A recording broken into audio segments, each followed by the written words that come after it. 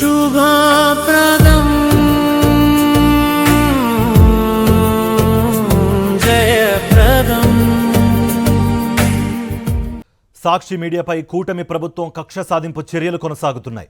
నకిలీ మద్యంపై వార్తలు రాసినందుకు సాక్షిపై చంద్రబాబు సర్కార్ జులుం ప్రదర్శిస్తోంది.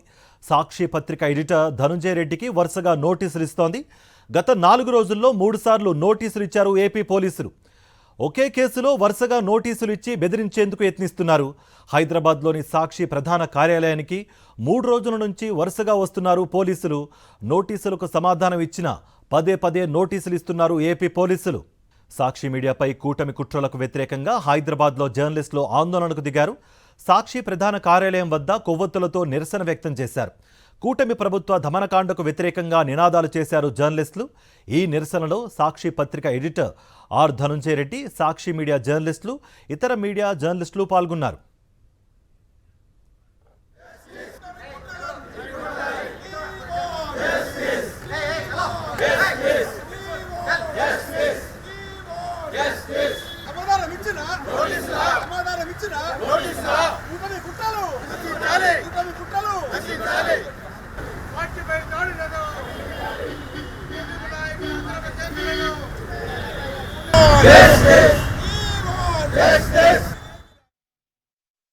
గత 16 నెలలుగా సాక్షి మీడియా హౌస్ పైన కూటమి ప్రభుత్వం ఒక అరాచక పాలన సాగిస్తుంది.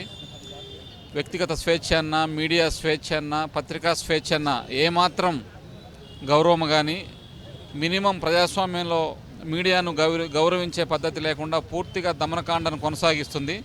సాక్షి ఆఫీసులో పోలీసులు వచ్చి ఒక కేసుకు సంబంధించి గత 5 రోజుల్లో 4 రోజుల పాటు ఇక్కడే ఉండడం బహుశా ప్రజాస్వామ్య దేశాలలో ఎక్కడ మనం చూసుండం. దీన్ని సాక్షి తరఫున పూర్తిగా ఖండిస్తున్నాం. జర్నలిస్టుల మనోధైర్యాన్ని, మొరేల్ను దెబ్బతీసి సాక్షి గొంతుని అనగదొక్కే ప్రయత్నం చేస్తున్నారు. అది ఎప్పటికీ జరగదు.